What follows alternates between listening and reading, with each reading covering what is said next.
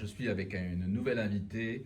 On est aujourd'hui en direct du congrès, du 6e congrès de la francophonie à Fès, où sont réunis un certain nombre de pays. Et je vais commencer par vous demander de vous présenter. Moi je m'appelle Vanessa Orod, je viens du district 103 Sud-Ouest, un district qui est jumelé avec le district 416 Maroc. Depuis le mois de mars 2022, c'était un jumelage qui avait été pressenti quelques années auparavant, mais bon, avec le confinement qui nous a touchés en 2020, ça avait été reporté donc en 2022 et depuis ce jumelage perdure et nous avons de belles actions en commun comme demain par exemple lors de la distribution qui sera faite de produits en commun, donnés en commun avec le district 416 et le district sud-ouest. Donc c'est une action commune. Donc c'est une action commune, ce sera une distribution dans de jeux de société dans un internat de jeunes filles demain. D'accord. Et ça porte quoi un jumelage avec un autre pays? Alors un jumelage, pour moi, je vais parler de ce que je ressens. Pour moi, un jumelage n'a du sens que s'il y a des actions derrière en commun. Sinon, ce n'est qu'une signature et une photo. Et moi, j'aime les choses qui ont du sens. Donc, depuis 4 ans maintenant, nous essayons, alors ou en groupe ou alors à titre individuel aussi, parce qu'un jumelage, c'est une histoire de personnes. Parfois, il peut être porté par la gouvernance et les gouverneurs qui suivent, mais parfois, il peut y avoir des périodes un peu plus creuses. Et là, c'est aux individus de s'engager à titre personnel et de venir faire vivre ou par des actions communes ou simplement par une visite, par des moments d'échange avec les amis et les liens d'amitié que nous avons créés au fil des années. On est aujourd'hui au 6e congrès de la francophonie. Ça représente quoi aujourd'hui sur la scène internationale? Alors la francophonie. Alors j'ai envie de dire que le Lyons, c'est un des secrets les mieux gardés au monde et les Lyons francophones, presque le 2e secret le mieux gardé au monde. Effectivement, dans un monde où l'anglais est une des langues, et la langue, j'ai envie de dire pas une des langues, la langue, alors pas la plus parlée forcément au monde, mais celle la plus utilisée pour communiquer, il faut être fier de cette francophonie. Être francophone, ça ne veut pas dire ne parler que français. Être francophone, ça veut dire parler le français certes, mais mettre en avant aussi ces valeurs humanitaires et humanistes surtout que nous avons en commun. Et puis oui, ces références culturelles, mais pas que. Voilà. Et pour pouvoir les communiquer au reste du monde, il faut pouvoir échanger avec le reste du monde et ça passe parfois par la pratique d'une autre langue. D'accord. J'ai regardé un peu le programme du congrès. On parle de bien-être et de santé mentale. Je crois que c'est nouveau, je n'avais pas entendu. Alors, effectivement, depuis 2 ans maintenant, la santé mentale commence à revenir régulièrement dans le vocable des Lyons. Et c'est bien qu'on en parle parce que je crois que j'ai envie de dire presque des premières séparations du nouveau-né avec ses parents jusqu'au moment de la fin de notre vie. La santé mentale, à un moment, nous affecte tous à différents niveaux. Et c'était un sujet un peu tabou. Lors de la dernière convention internationale à Orlando, nous avons eu la chance d'assister à un témoignage poignant de Michael Phelps, qui est une star du sport nautique, de natation, pas du sport nautique, pardon, de natation. Qui a témoigné sur la dépression, alors que c'est une personne à qui on pourrait dire mais tout va bien dans ta vie, qu'est-ce qui se passe?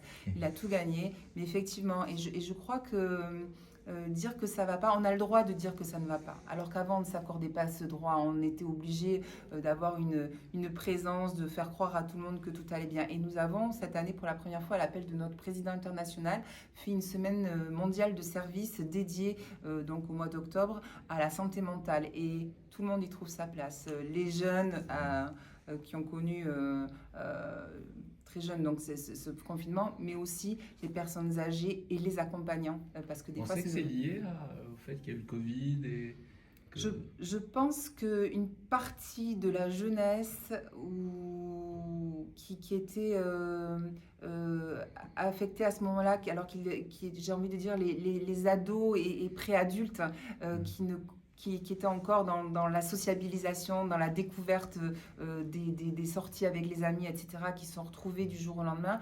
Je sais que par expérience, alors là, pas par expérience Lyon, mais par expérience personnelle, je suis en charge dans ma collectivité de 6 écoles et nous avons, depuis le confinement, de gros problèmes avec les enfants qui n'ont pas été scolarisés sur ces premières années au niveau du comportement et de l'apprendre à vivre avec les autres et de vivre ensemble. Et je pense que là, les Lions, on peut avoir notre... alors là, je retourne ma casquette de Lyon et je pense que les Lions, on a une part à jouer, notamment avec Lions Quest, qui est un outil essentiel pour la communication des jeunes. Lions Quest, c'est une branche qui existe grâce à notre fondation internationale et en fait, il y a plusieurs outils à l'intérieur. C'est parti tout simplement de la communication bienveillante et c'est une manière aussi d'exprimer ses sentiments, de parler, on peut parler de harcèlement scolaire aussi, comment la victime et le harceleur peuvent communiquer, se mettre dans la place de l'autre. On parle beaucoup d'empathie à travers des jeux et de petit à grand, Lions Quest peut être utilisé effectivement comme un outil de compréhension et de communication pour apprendre les codes à vivre en société aussi. D'accord. Je vais vous poser une question un peu, du moins, on a dû vous la poser plusieurs fois. Pourquoi Lions Club ? Pourquoi Lions Club ? Alors, je suis une personne qui n'a pas été cooptée. Je suis une personne je suis devenue Lion de ma propre volonté en tapant sur Internet après avoir vu un panneau Lions quelque part. Je dis mais qu'est-ce que c'est que le lion ? C'est vrai que comme je disais tout à l'heure, c'est un des secrets les mieux gardés au monde. Et donc j'ai été faire une petite recherche et j'ai vu, je dis mais ce qu'ils font c'est formidable. Et c'était un moment, alors pour reparler de moi un petit peu, de ma vie où j'avais besoin d'avoir une entité un peu personnelle. Je suis déjà engagée dans différentes associations, mais j'y trouvais ma place, mais j'étais toujours ou la maman d'eux ou l'épouse d'eux. Et j'avais envie effectivement de trouver ma place en tant qu'être humain. Et ça correspondait à toutes les valeurs que je porte en moi profondément. Et je crois que j'ai fait le bon choix parce que ça fait 15 ans et c'est devenu vraiment 90% presque de ma vie en dehors de la famille, bien sûr, et en dehors de la profession.